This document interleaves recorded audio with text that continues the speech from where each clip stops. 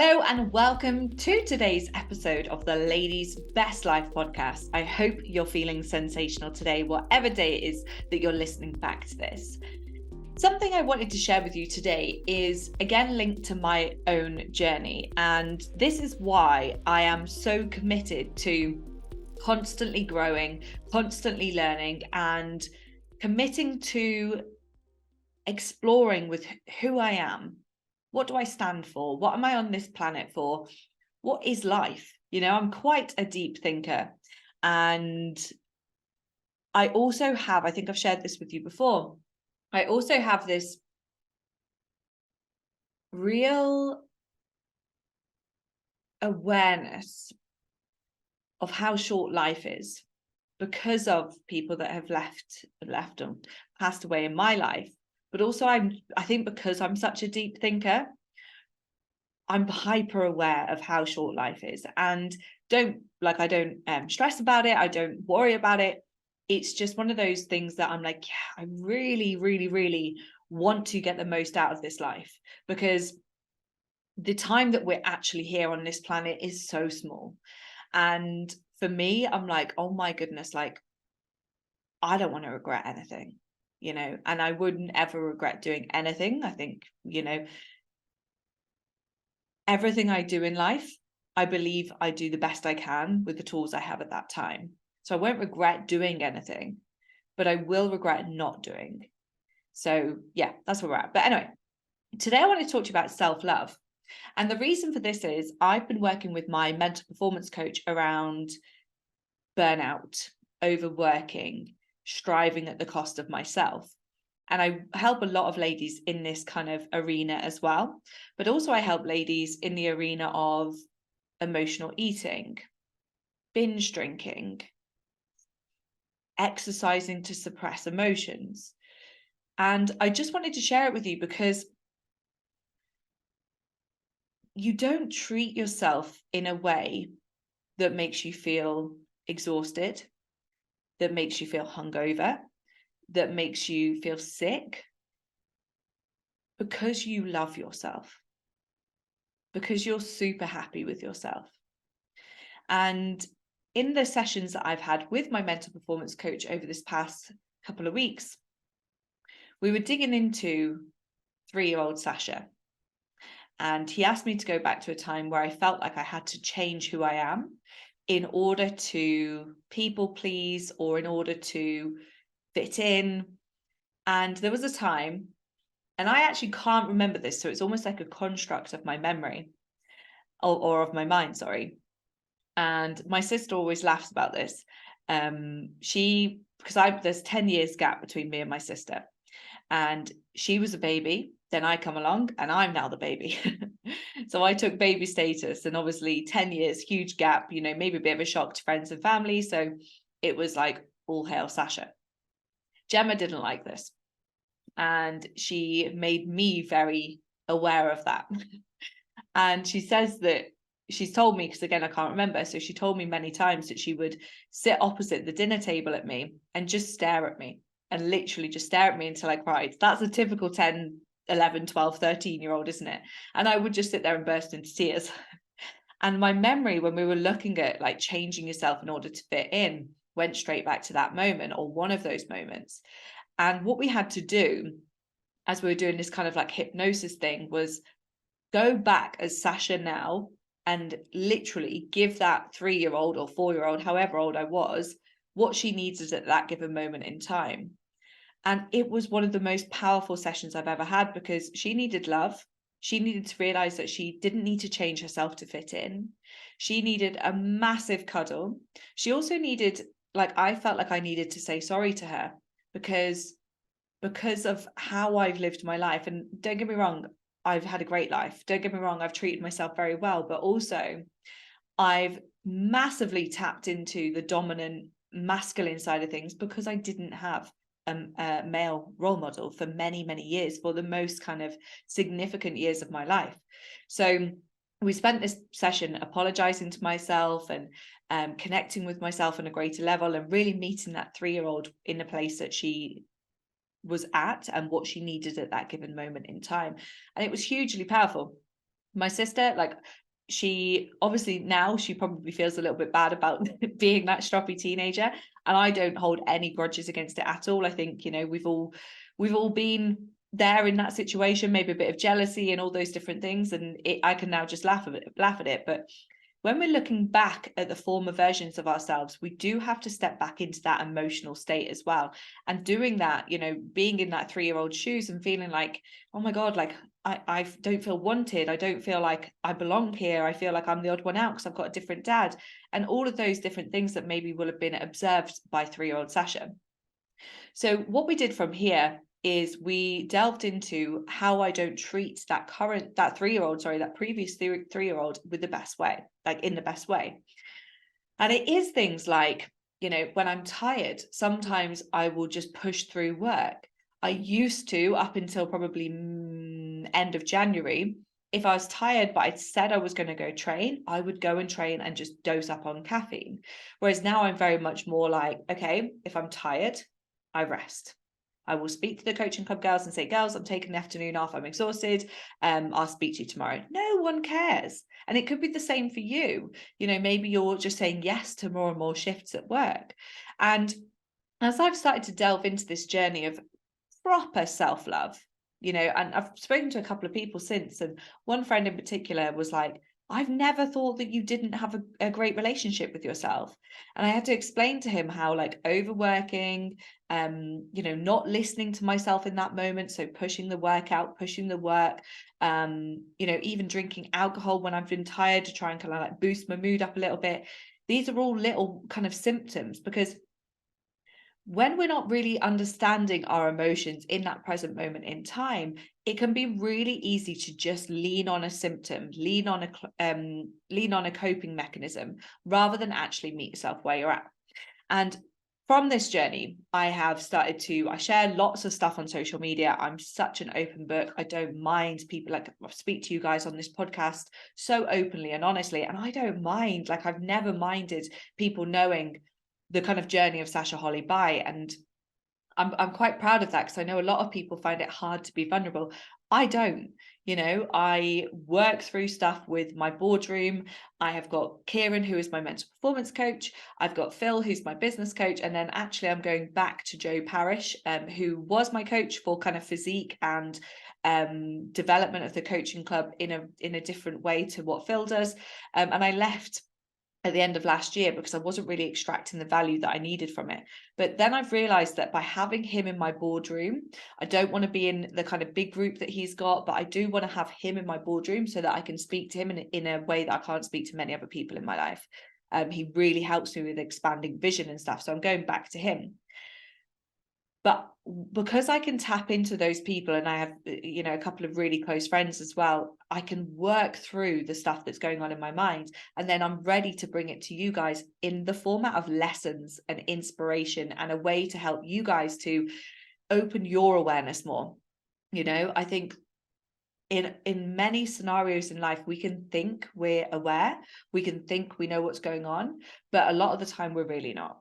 A lot of the time there are stories that we tell ourselves, we keep blinkers on. So by having other people in your boardroom who can challenge you, who can open up those horizons, is an absolute game changer. So as I've started to do that on social media, I was speaking to a client who has had issues in the past with binge eating because of food scarcity when she was younger. So she always felt like she had to basically hoard food as soon as she could get it, because it was quite scarce when she was younger. And then also that has evolved now as an adult into alcohol.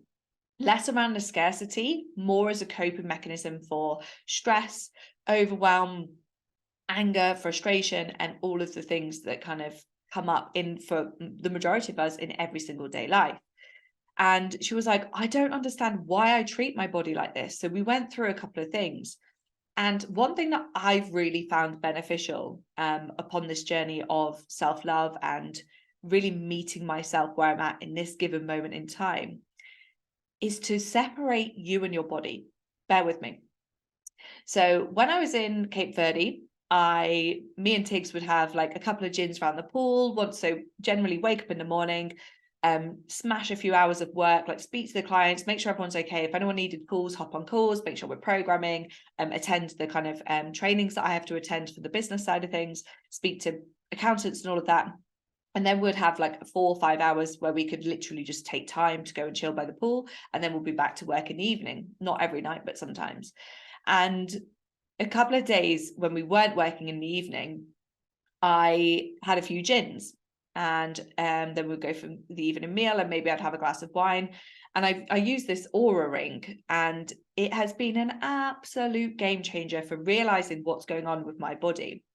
And what I realized is every time I had, even if it was just 1 or 2 drinks, my sleep would be massively impacted. My resting heart rate on one night went up 20 beats per minute.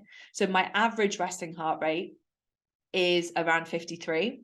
One night it was 73. And I remember waking up probably about 4 a.m. I had heart palpitations, I had acid reflux, and I could feel like, I just basically felt like crap.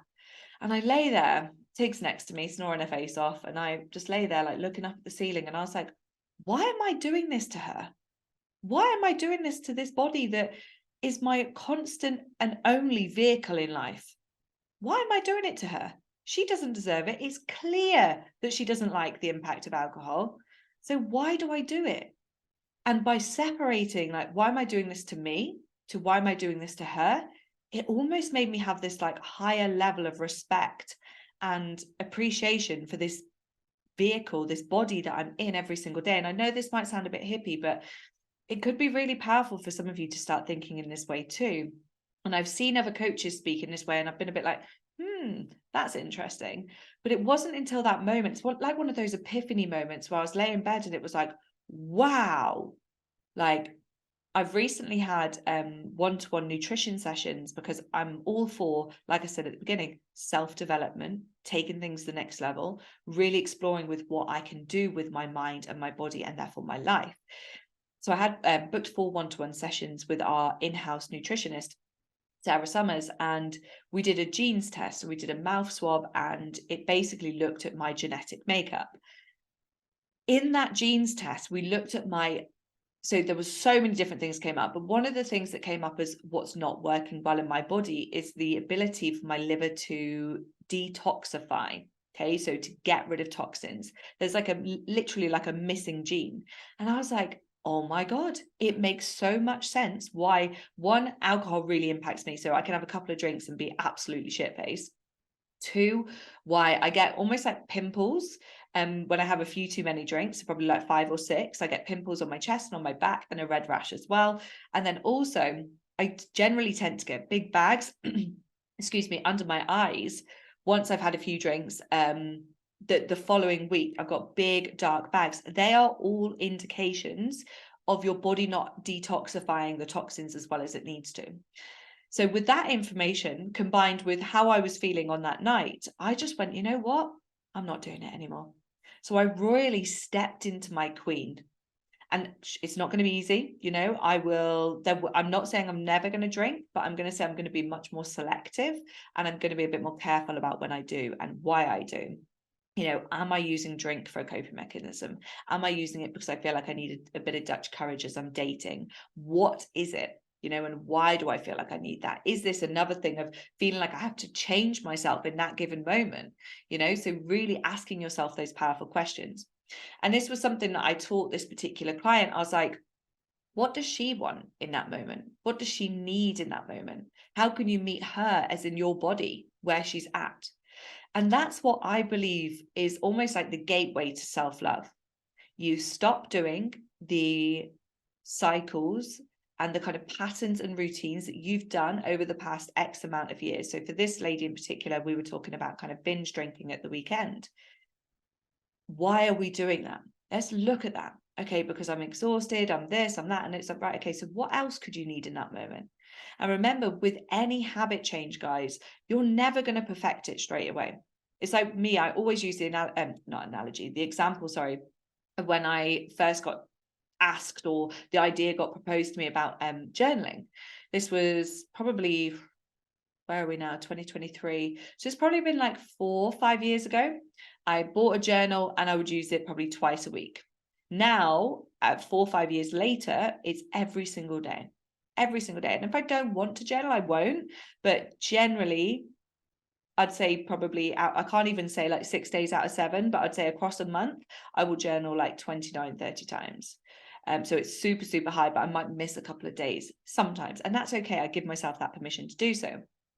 So with this lady in particular, we're looking at planning in advance when she feels that she could be stressed, what else she can put in place, and how we can slowly start to break this cycle down. And that is the key that we're talking about here. Slowly start to break the cycle down. Don't have those ridiculous expectations on yourself to be able to nail this in a one-up. All right. It will take time.